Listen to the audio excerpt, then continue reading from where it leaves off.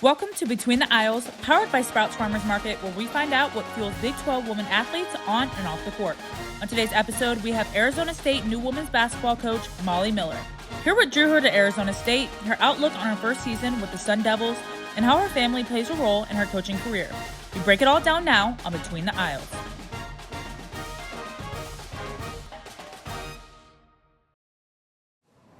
Welcome to Between the Aisles, powered by Sprouts Farmers Market. I'm your host, Alex Glover, and today we are with the one and only head women's basketball coach of Arizona State University, Molly Miller. Thank you so much for being with us today. Thanks for having me. It's fun to kind of do this at the local Sprouts Market.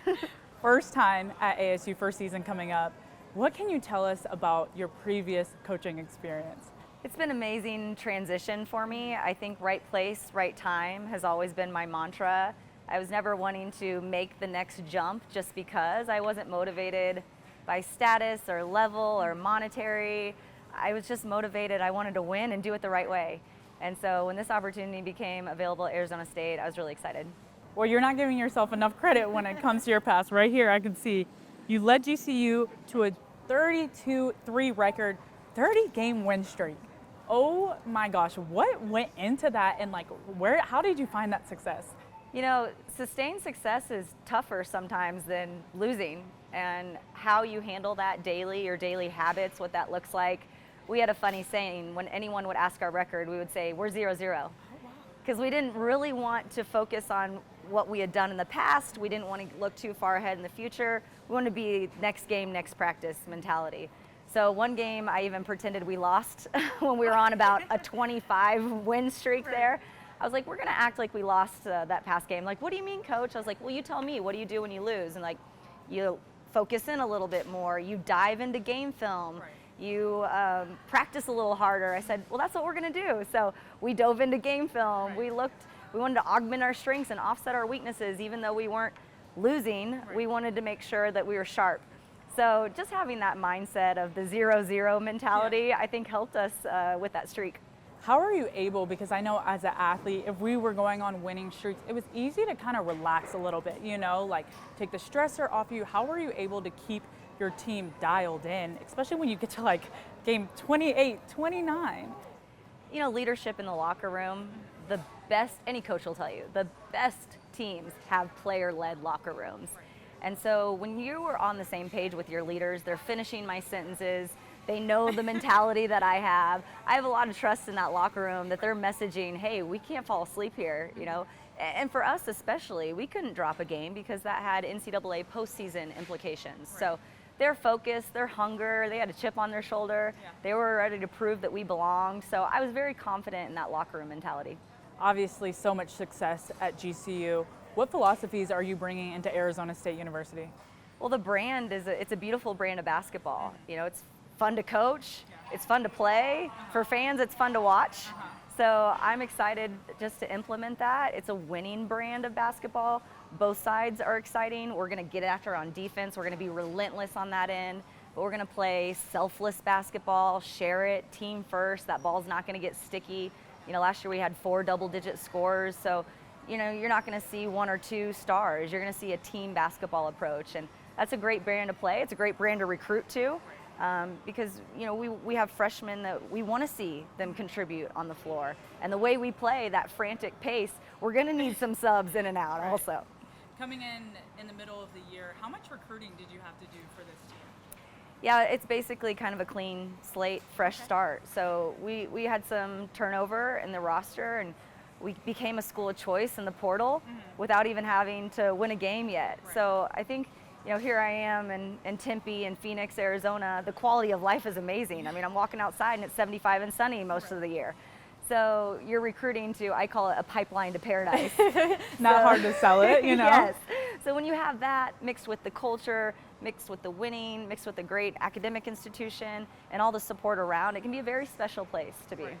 What type of characteristics are you looking for in those student athletes when you were looking in the transfer portal? I have some non-negotiables. Okay, what are those? It's more than putting the orange thing in the round thing. It's more than just the X's and O's part. Do they have a motor? Are they a vocal leader? Are they a me before we or a we before me? You know, we have a saying, the team, the team, the team, and they'll finish my sentence. So do they really care about the person next to them more than their own needs? And getting to know them in the portal, it was like speed dating. It was really, really quick. You know, you got a Q&A back and forth. There's a short window of time, but I think my staff, I owe them a lot and give them a lot of credit because we were diligent in our approach to being able to recruit these athletes that we wanted to build on culture first. Right. Well, Coach Molly, that is great insight on what you were looking for. Here in a second, though, we're going to look more into the background. More to come.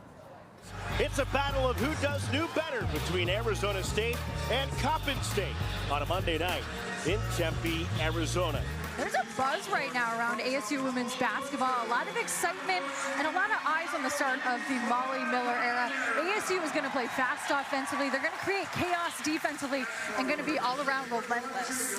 As is new head coach for ASU, Molly Miller, getting ready to kick off a new era in Sun Devil women's basketball, one that she hopes can bring it back to Sweet 16s, Elite 8s, maybe even further in Final Fours and national championships. Poa starts with the basketball for Arizona State. They get into their half-court set. Looking to strike first on home court. Entry into the post, and a good post-to-post pass. It's Kahara. State starting five, led by the veteran Paris McBride. Like a coach on the floor, it's like she was coaching less. She was coaching at the JUCO level and then decided she missed the game. On-ball screens, done that McBride has liked so far. Almost carried it, instead turned it over. High outlet pass. Fontini lays it in with the left hand. What, the 8th-ranked Sun Devil women's volleyball team? Now McBride, little post move. Too strong, but grabs her own miss. Snags it from Elliott. Now back out for a baseline floater. It's nailed. Bucket for the Southeast Missouri State transfer. Okay, Skylar Barnes, the basketball, because she's been hot so far for Coppin State. As 4 of the 6, Elliott, long 2, it's good. Just under 3 minutes left in the first quarter of basketball in 2025-26. Good defense again, but a better finish. How about Skylar Barnes?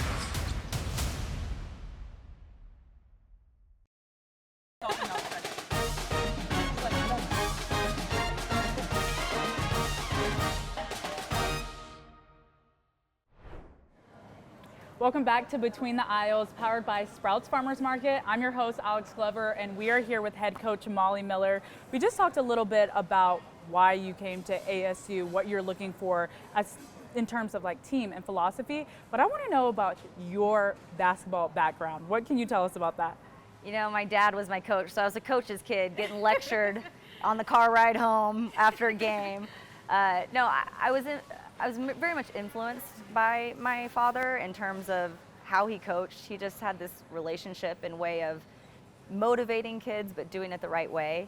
And he was also very smart because when I was about 8 years old, you know, and I was just getting into basketball, he used some reverse psychology on me, knowing how competitive I was. So he was like, don't worry about your left hand, Molly. That'll come when you get stronger. So what did I do? I marched right out to the cul-de-sac until the sun went down, worked on my left hand. So he was a good motivator too in that aspect. So just being around the game and seeing how hard work pays off.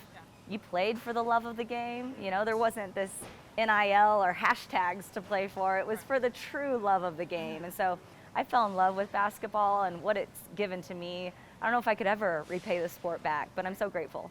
Talking about your dad being a coach, I know as an athlete, my dad was always the person to, you know, telling me what to do, what I should change. It was kind of a love-hate relationship. Do you think now being a coach, that has changed the way and the perspective that you see the role that he played in your career? Yeah, you know what did change my perspective is when I became a parent.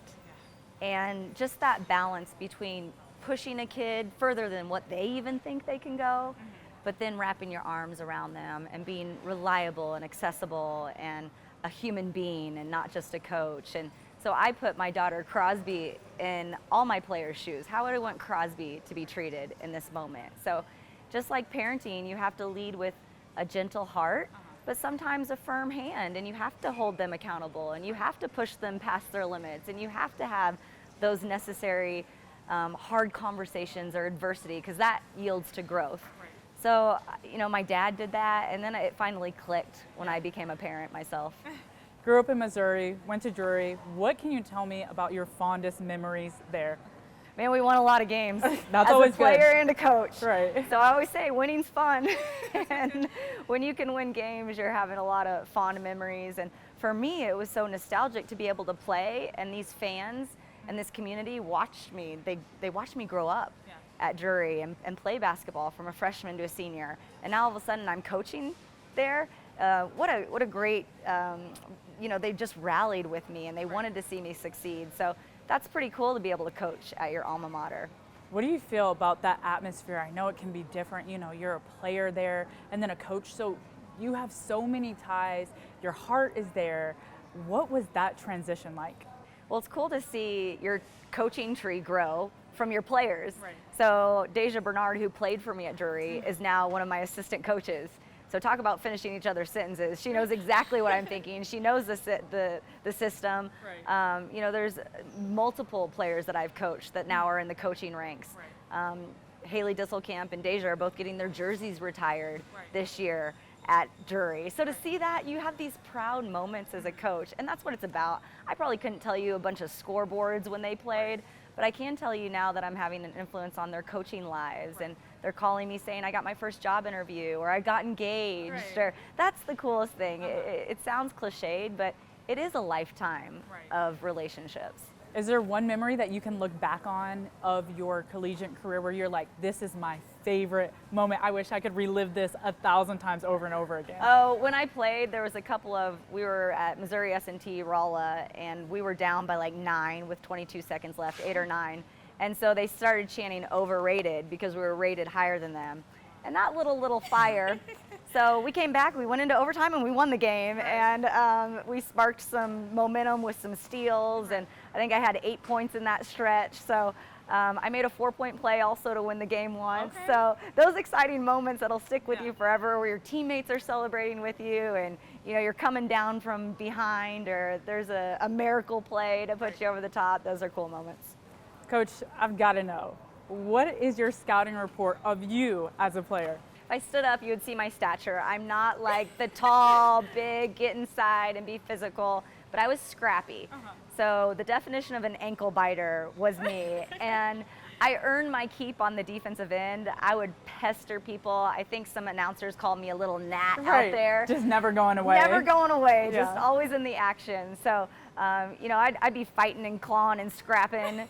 And so I was relentless. And, that's how my teams play too. And I found joy in that style. I found success in that style. But I would get after it. And you talk about a motor, I just felt like mine never quit. Right. And I enjoyed playing that way and being a pester out there. Oh, I mean, as an athlete, that's one of the hardest types of players to play, is the ones that won't go away. So that's super exciting. I'm sure you have some of those on your team now. Oh yeah, it's fun to see them. I'm like living vicariously through them. I try to get in that same stance. It's not happening anymore, but I'm very proud when they get in a stance and they give all their energy and effort, and they're relentless. It's like deja vu. You're looking at yourself on the court.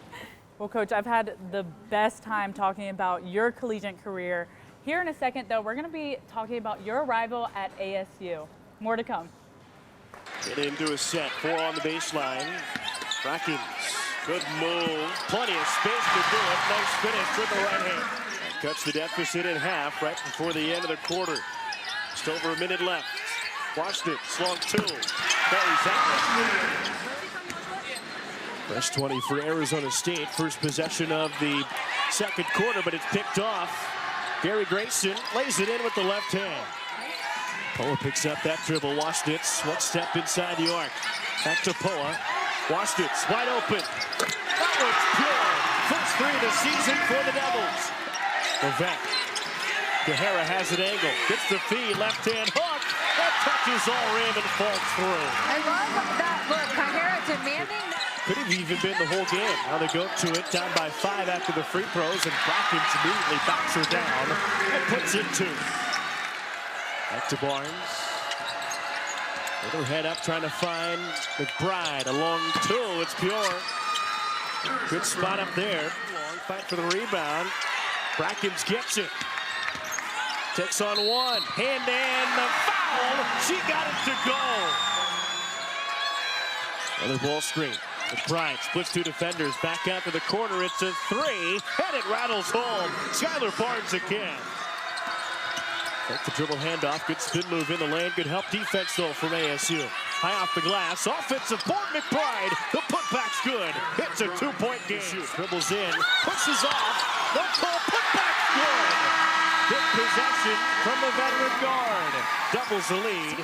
Yeah, she's shown some skill and touch early. Just missed the free throw, and now a good feed. But a good contest. And through that contest, Kalia Morris. Poa finds Elliott. Pass is tipped, but Brackens finds it. Kahera tries the post move. Outlet to the corner. Good ball movement here. Back to the post. Kahera lays it in. That's the best ball movement we have seen.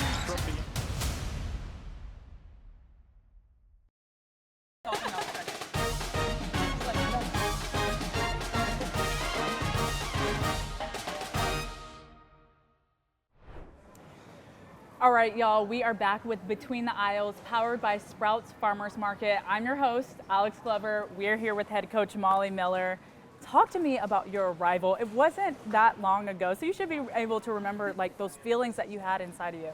Yeah, you know, those last few weeks of postseason are intense, and sometimes the coaching carousel happens at the same time. So you're dealing with these things in real time. What I'm so grateful, Graham really kind of let me go on my pace, and he's like, take care of your team. I know how important they are to you. Right. So shout out to Graham Rossini, our AD, just to hear him and his vision for the future of this program, how that all went down. It was very professional. It showed me he cared a lot about the future of the program, and that's what I wanted to be a part of. Not coming from far for Grand Canyon, you said you're about 15 minutes down the road, right? What led you to Arizona State? Oh, I'm so grateful for how it all worked out. You know, when you have opportunities and the door opens, you want to educate yourself. I've always putting my family first in these decisions, but it just felt right. I think the bonus is that I didn't have to uproot my family, right. But really what made it a game changer for me is they're investing in women's sports. They're investing in women's basketball. I feel like I can recruit here. I feel like I can win here. That's a huge motivator for me. Like, I want to win. I'm one of the most competitive people on the planet. So I want to be somewhere that I could do that. And I believe that's at Arizona State.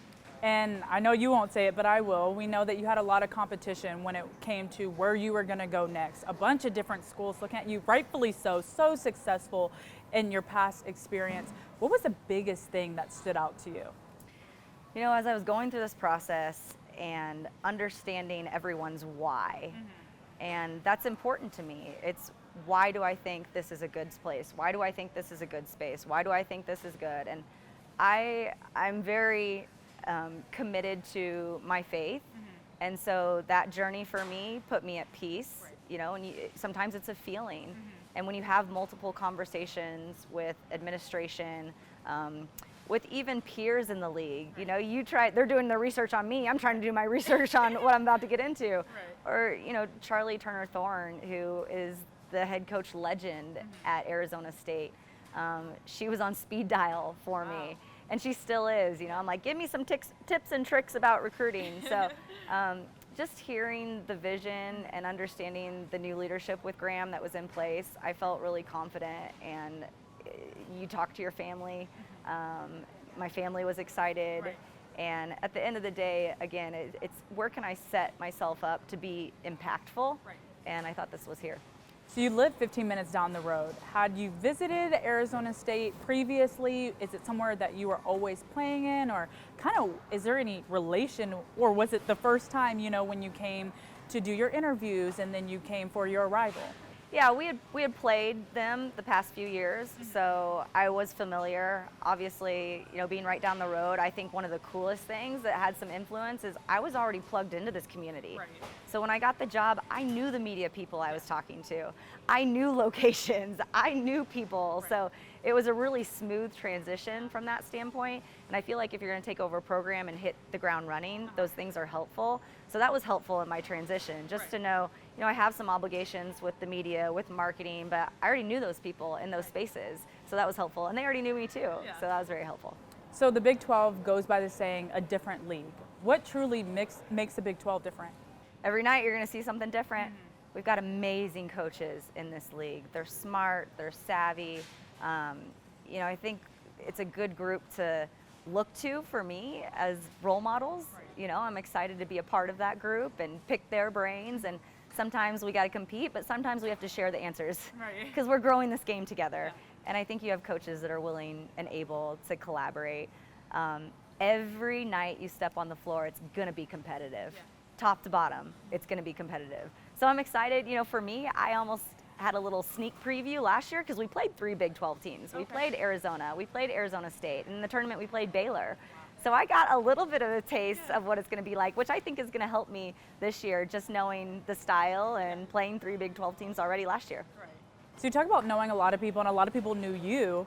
What about the community and fan base and how they've embraced you? No, I've been so embraced. That's been one of my aha moments, like this is the perfect place because the Arizona State community and how they're embracing and opening up to we're so excited, we want to support you. You know, we've sold more season tickets in the past 2 months than the past 2 years combined. So that's a success in its own. I mean, people are excited. The buzz is real. So it's my job to go out there, win ball games, and make them proud. More with the new Arizona State head women's basketball coach, Molly Miller, when we come back.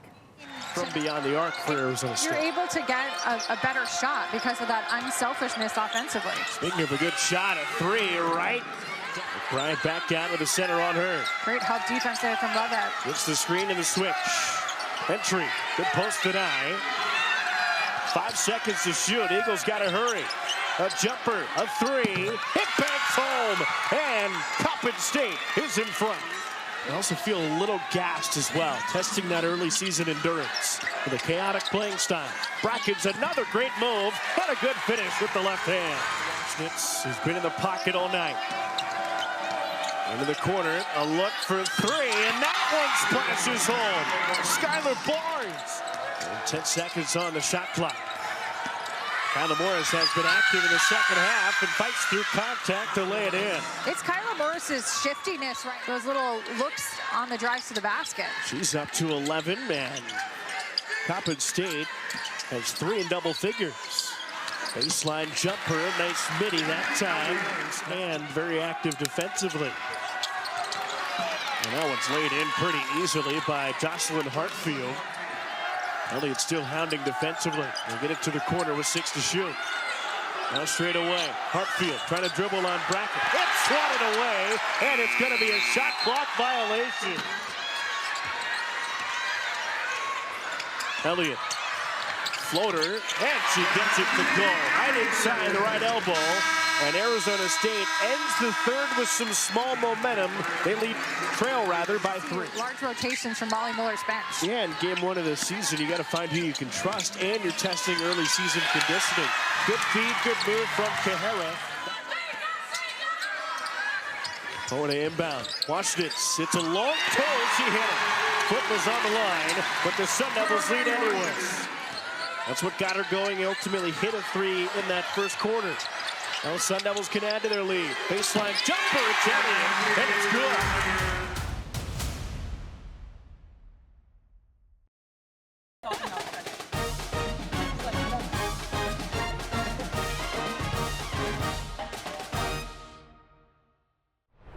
We are back with Between the Aisles, powered by Sprouts Farmers Market. I'm your host, Alex Glover. We're here with head coach Molly Miller. Now I know in the locker room you have to be preaching about nutrition, especially for such a long season like basketball. What are some philosophies that you're inputting in your student athletes' heads? It was actually one of my first asks when I had to put a budget together. I'm like, Graham, I need a big chunk of this to go to fueling our team in nutrition. I'm very passionate about it. I'm also passionate about, spending some time together, and what a greater way to do that than around a meal. Right. And so, you can't, student athletes are like, sure, I'll take a meal, and we're spending some good quality time together. So whether it's our training table, post-game, pre-game meals, I just think it's super important. Recovery is extremely important. And so that was like a top priority for me when I got here. I'm like, we gotta have nutrition be at the top of the list. I know as a student athlete, when a free meal was mentioned, I was like, I'm theirs. Tell us about your nutrition team. Oh, they're rock stars. Shout out Anna. She has been amazing, hydrating. She comes up with all these smoothie concoctions, juice concoctions, just to keep it new and fresh so the girls are interested. She does hydration testing for us. She makes sure our pregame, post-practice, post-game, every meal is on par for what we need to do to fuel our kids. And I do think she keeps it interesting too, which is nice. It's not the same thing over and over again, so they've been great. Well, I played 2 years ago, and I feel like every time I go visit, the athletes are getting more and more. Do you feel the same way from your time when you were a player? Yeah, they really don't have any excuse not to be fueled. I will say that, and it's a priority for me. You know, I'll go look at post-training table and I'll see how colorful their plate is, and Anna, our nutritionist, is also doing the same thing. So they get the atta girls when it looks good, and I just think it's an important part of being the best version of yourself is fueling and, you know, having some savvy about what you're putting in your body and nutrition. So we've got a really good team for that. Well, you talked about being the best version of yourself, and I think a huge part of that is mental health of student athletes, which we know is so important in the age of social media and so much outside noise. How do you help the student athletes cope with that? Those resources again. I mean, we have amazing resources at ASU, and I'm of the philosophy, and I'm also of the messaging, your mental health is just as important as your physical health. And you have to develop habits, just like we have to get our legs under us, our conditioning in shape. Like, we're working towards that physically. We need to do the same thing on the mental side. Because if you want to be a peak performer, both things matter. If you want to get everything you can out of this experience, both things matter. So those should be equal. We shouldn't talk or train one more than the other. Well, going back to nutrition, we're going to find out in a second what are a few food items that you personally cannot live without. So be thinking about that more when we come back. Coppin State needs a bucket. Think about it. Three, it's pure. Crossover move, a step back for three, rattles in and out, offensive board for the Eagles. It's blocked away. And saved what likely would have been an easy basket. Now the outlet, dangerous, it's a turnover. Grabbed by the paws of Washington, thinking three, she hits the three! Poa getting a quick breather, getting checked out by the training staff as well. Krakens, great feed, pull the chair, the spin move. McBride with 11 points, 3 of 5 to the floor. Here comes the trap. Played nearly every minute. A good feed, a one-hand dish to Aaron Henry. Morris, straight away, Hartfield. Now a three. Henry bangs it home. Levesque trying to get the post entry. Now Poa does. Great catch from Kahara, and she lays it in.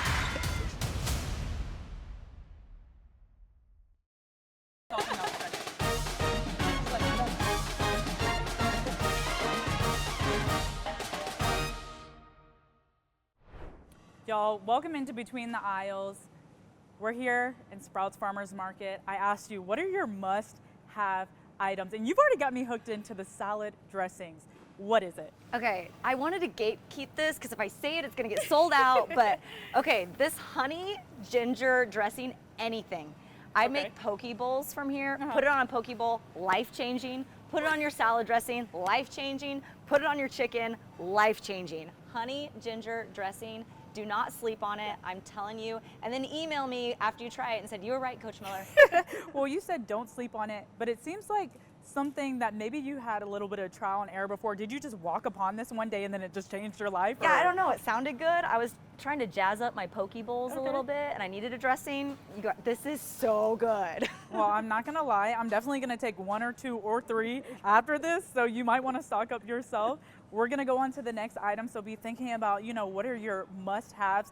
Maybe something that goes underneath this or something else. All right, Coach Molly, you brought me to one of the loveliest places in this store. What are you looking at? Okay, this is for the kids now. Okay. Crosby and Cy, they are obsessed with Johnny Pops. I mean, look how many flavors. We've got rainbow, we've got cotton candy, no sugar added, a mom favorite. There's so many Johnny Pop flavors, and it's actually like a healthy treat. So shout out Sprouts for giving kids the healthy sweet treats. But Johnny Pops, if you haven't had those, especially for kids, definitely a go-to. I know you say this is for your kids, but secretly, I know might you sneak love one. them. I might get in that freezer at midnight and get a Johnny Pop. They're delicious. What is your go-to flavor? I like the rainbow ones because that's what Crosby always requests. They're pretty and they're delicious. Right. So first we're going with the dressing on top of the salmon, and then after, for a little sweet treat, we're hitting up a Johnny Pop. It's called balance. Or maybe even in the middle of the night, you know, kids Yeah. are sleeping, Yeah. going to get it. Yep. Cool. Well, we're going to go find our last item. So let's get it. Okay. All right, Coach. I asked you for one last must-have item, and you walked right over here to the seafood aisle. What is it that you're eyeing down? You can't go wrong with fresh salmon, and I feel like we need a base for our poke bowl. So right here, you can get it plain Jane, Okay. or they've got some nice variety where if you want to take the lazy route, they've seasoned it for you. Right. Shout out to the bourbon salmon. Okay. You can put that in the poke bowl, or you can do it plain. It's delicious. It's one of my go-to. But since the kids like salmon, since I hyped up the dressing for the poke bowl, we had to throw it in. Well, I think this will tell me everything I need to know. The question of the day, how do you prepare your salmon? You can cook it any way. You can dice it up and put it in the air fryer. You can drizzle some honey and lemon over it, and that'll make it, and just do it over a pan. You can bake it. Salmon, you cannot mess it up. Besides overcooking it, just don't overcook your salmon. Because if it's dry, it's not good at all. But what's your favorite way? I know you like to mix it up, but is there one where you're like, okay, I'm in a bind, I need something really good to fill up my stomach, I know this is gonna work? Yeah, I'll get the bourbon one because it's already seasoned. I'll put it in the air fryer for about 4 minutes and then just enjoy my meal. What else goes in the poke bowl?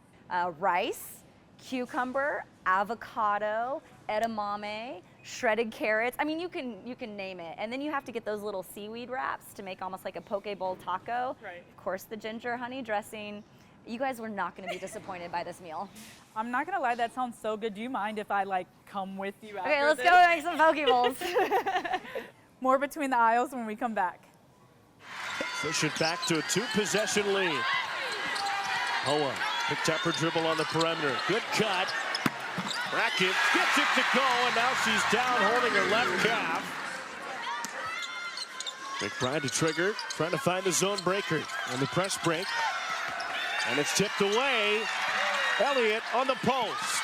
She gets it to go. Arizona State will choose some clock. It's a veteran Poa from Australia with the basketball. He drives left hand, right hand finish. It's good. A big bucket. 8-point lead. Coppin State not expecting that. That's just 5 points now for Poa on 4 shot attempts. He's dished it well. That one touches and gets in. Waskins gets it to roll. Sun Devils can bring it down to 40. Elliott drives baseline, drives through, and puts it through.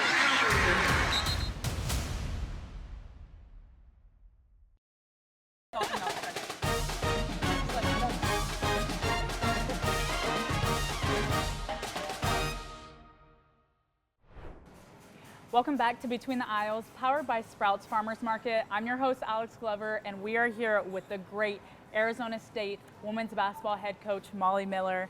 I've got to know, what are some of your personal interests when you're not coaching?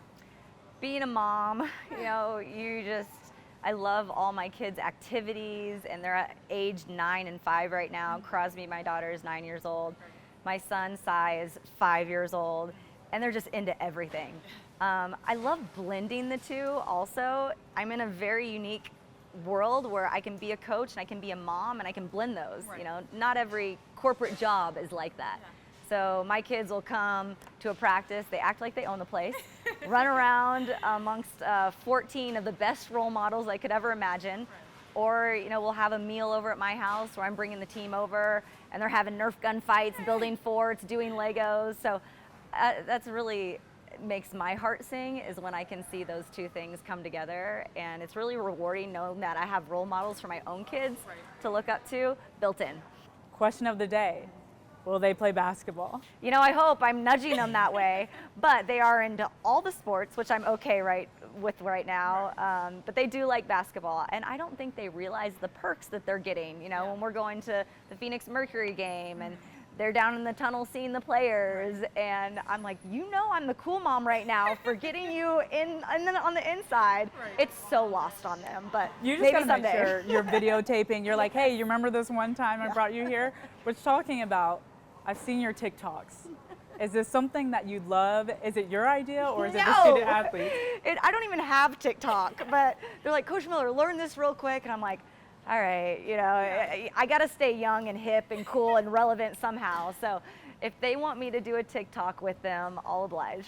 Do you secretly love it though? Come Oh, on. yeah. Like I'm an energy person, so I want to keep with the times, and I feel like they keep me young. So, you know, tell me what the biggest trend is, or show me the dance, and, you know, if it's appropriate, I'm in. Well, between them showing you the trends and then also 2 kids at home, what lessons have you brought from home to help you with coaching? I just think the reliability aspect, you know, when you're at home and you're with your family, you want to be present. When I'm with my basketball kids, I call them, I want them to know that I'm present. And so just being where your feet are, being present, being reliable, being available, I think when you have that and you're building your relationships off that, then good things are going to be the byproduct of that. Winning, buy-in, communication, I mean, all the things that are needed to make a program great. When I was playing volleyball, my coach had 3 small kids of her own, and she would always call herself the mama bear. Do you feel like you have that mama bear mentality when you step in the gym? Oh yeah, I've been referenced as mama bear. I say I'm their Phoenix mom, and so whatever they need, even if it's a home-cooked meal or some time away from the gym, just normalizing with my kids, I think that brings them back to reality a lot. Like, oh, you want to go back in the gym because my kids have been hanging on you all day, don't you? So it's a really cool dynamic. I absolutely love that.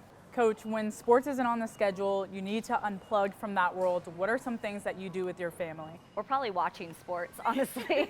We can't get away from the sports, but we love being outdoors. So what a better place to live when you can bring the indoors out and the outdoors in, and it's just been phenomenal. When you've got a family that is active, and we go on hikes, and we have a cul-de-sac, and we've got great neighbors, so we're always playing outside. If we're not in a gym or on a field, we're probably outside doing something fun. I think it's funny that you mentioned hikes. Does everybody pull their own weight? Because I know some of the little ones might be like, this is a drag. Or... You know, it's funny because my 5-year-old's probably sprinting ahead of us, and we're trying to keep up with him. So he's all over the place. He's all boy, throwing his head into everything, very, very active. So we got to keep up with Cy. Okay. So I know we were talking nutrition. How is your kids' nutrition? Is there anything that they're experimenting with? That is a cause that I'm so passionate about, is children's nutrition. So when they were really, really young, we'd introduce them to, you know, salmon and the vegetables. And so now they love them. Okay. And they'll love going grocery shopping and picking it out. And Crosby, my daughter, is like, ooh, let's get some salmon. And I'm like, okay. And then when they cook it at home, we cook together as a family. They're experimenting in the kitchen. So I think that's what these kids, when they get to love food, is when they have experiences with food. So a good baking recipe or cooking recipe that the family can do, I think, is really positive. Well, be honest, what percentages of that is you cooking versus them actually doing it? Okay, shout out to my husband, Derek, because he will take care of the cooking a lot when I've got a late night recruit call, or, you know, I'm barely coming in for dinner from a post practice. So they hold it down, I will say. Okay. They hold it down in the kitchen. I cannot take a lot of credit for that. I want to, because I'm a foodie and I love it, but they hold it down. You're a foodie, but other people's food. Yes, exactly. Ding, ding, ding, ding. More with the new Arizona State head women's basketball coach, Molly Miller, when we come back.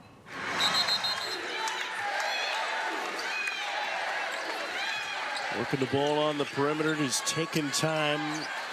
A group that trailed by as many as 5 in the third and in the fourth. And ballooned it out to a 12-point lead. And make it 14 on Brockins on the back door. Just great court vision there by PowHERed. And Arizona State will end this ball game with the basketball. Head coach Molly Miller saluting the crowd. A point to the 942 crew, the student section. Looks around the entire arena, the Desert Financial Arena, as Arizona State starts the Molly Miller era 1-0. A hard-fought win over Coppin State. And what a comeback by ASU. Backs were pretty against the wall there late in the third quarter. Offense was out of sync. Coppin State had really punched back in that third, but a tremendous response that started on the defensive end for ASU, and then the offense started to get in a better rhythm in the fourth. It was a 1-point Arizona State lead with just under 5 minutes left. They closed the game on a 14-1 run, an 8-0 run over the final 3 minutes of the game as well. And look, Arizona State was tested. We'll get to hear from head coach Molly Miller here in a moment, but they found a way to find that grit, find that relentless attitude, and come away with what looks like a nice clean win when you look at the stat sheet. Yeah, and that's what it's going to take for ASU this year, is Molly Miller wants to see that relentlessness, that grittiness come out, especially when you're in moments of the game where you're struggling on the offensive end. Lean on your defense and let it get you back in games. Molly Miller going to walk up the student section steps, high-five everybody, thank them for coming. Sun Devil players go around the outside of the court. High-five for everybody in the front row. They were given T-shirts that said roll. Able to fight through a late deficit, but defense ultimately won out. And you got your first win as head coach at Arizona State. A lot of cool moments, especially right after that final buzzer. What's it all feel like right now? I just wanted to take it in. What a crowd tonight. You know, it took 3 quarters to entertain them. Took 3 quarters to knock the rust off. To be expected. You know, we're finding our groove. It's a big emotional moment for our team, for our program, for our kids playing, putting this jersey on, playing for the first time. I didn't know it would take 3 quarters, but I was proud of our defensive effort. You know, you can always hang your hat on your defensive effort. When you're a little tight, you can't find your rhythm, defense wins ball games.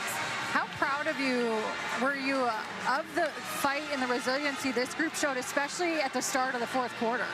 Yeah, it's tough. These games are tough because, you know, on paper, you're probably supposed to win this game. And how you come out the first game, there's a big crowd. Everyone's real jazzed, but I was proud of how we came out the fourth quarter for sure. You mentioned after shoot-around to your team that you really didn't care about mistakes early on. As long as the effort, the intentionality, and the attitude was there. How'd you feel about those 3 things in this game? Yeah, we probably made too many mistakes for me to actually not care about today. Sure.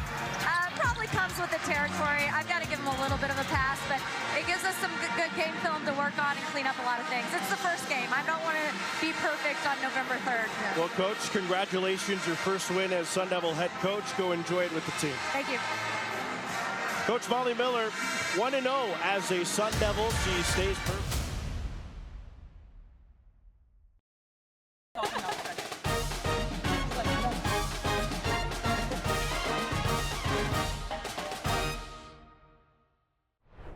All right, y'all, we're back with Between the Aisles, powered by Sprouts Farmers Market. I'm your host, Alex Glover. We are here with Arizona State University head women's basketball coach Molly Miller. Tell me about your first months here at ASU. Whew, whirlwind, but all in the best ways. You know, I'm wired like this. I love to stay busy. So you're moving and shaking from one thing to the next, but there's been a lot of progress. You know, you're learning new systems, new processes, new people. I had to get a staff, which that was kind of a mic drop moment for me. My staff is incredible. You know, we probably have well over 100 years combined experience between all of us. And then you get a roster together, and I'm really happy with how that shook out. And now you get a schedule, and now we're really close to tip off, which I'm excited for, but then I'm like, wait, I need more time with the kids. So you're going to see that natural progression for us, and it's just been a wonderful transition for me. You've only been here for a couple of months, but what are some of those strides that you've seen the team take? I think just flipping what winning looks like.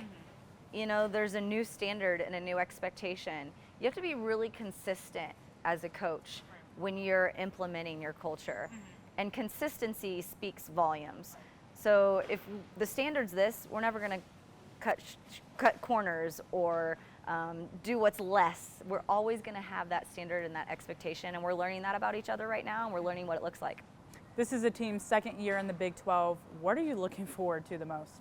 Progression, you know, progress, stay true to the process, as one of the most competitive people, which I've referenced, I probably want success yesterday and I want instant gratification now, but I understand what that needs to look like in daily wins, and I'm okay with that as long as we're moving up.